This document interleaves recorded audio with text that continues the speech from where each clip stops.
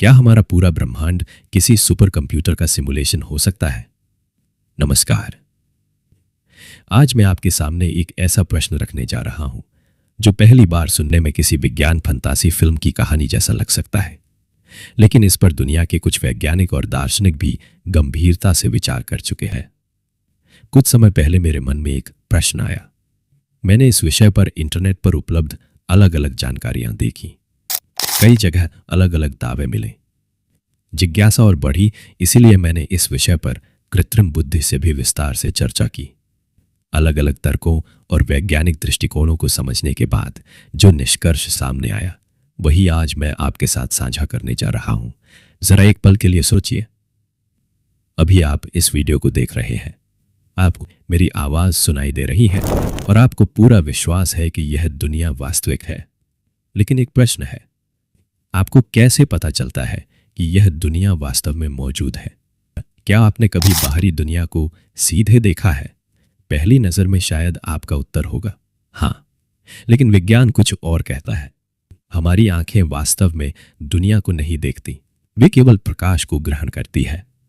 हमारे कान आवाज को नहीं समझते, वे केवल ध्वनि तरंगों को विद्युत संकेतों में बदलते हैं। त्वचा केवल दबाव, तापमान और स्पर्श को संकेतों में बदलती है।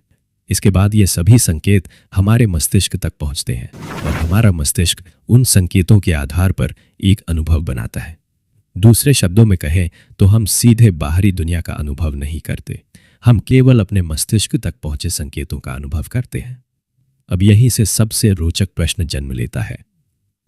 अगर हमारा पूरा अनुभव केवल संकेतों पर आधारित है, तो क्या यह संभव है कि ये संकेत किसी अत्यंत उन्नत सुपर कंप्यूटर द्वारा बनाए जा रहे हों? क्या यह संभव है कि जिसे हम वास्तविक दुनिया समझ रहे हैं वह वास्तव में एक विशाल सिमुलेशन हो? इस विचार को सिमुलेशन हाइपोथेसिस कहा जाता है।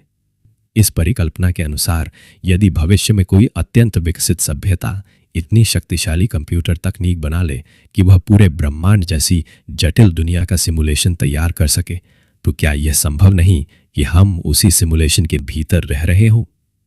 यदि ऐसा हो तो हमें इसका पता कैसे चलेगा?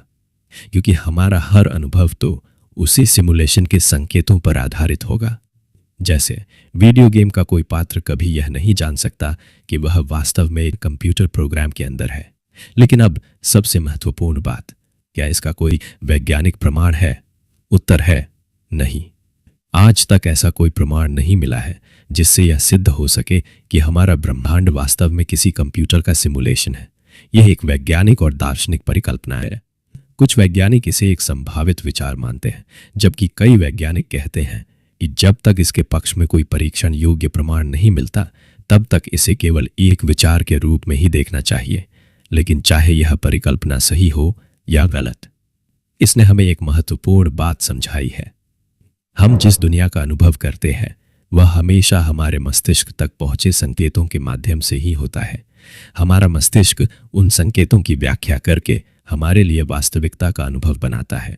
तो क्या वास्तविकता वही है जो हम महसूस करते हैं, या वास्तविकता उससे भी कहीं अधिक गहरी है? इस प्रश्न का उत्तर विज्ञान अभी पूरी तरह नहीं दे पाया है, लेकिन शायद महान खोजें ऐसे ही प्रश्नों से शुरू होती है।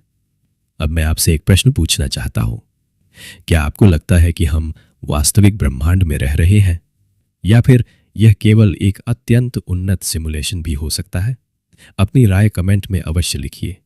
यदि आपको ऐसे ही विज्ञान, दर्शन और विचारों पर आधारित वीडियो पसंद आते हैं तो चैनल को सब्सक्राइब करें। फिर मिलेंगे एक नए विचार मंथन के साथ। धन्यवाद।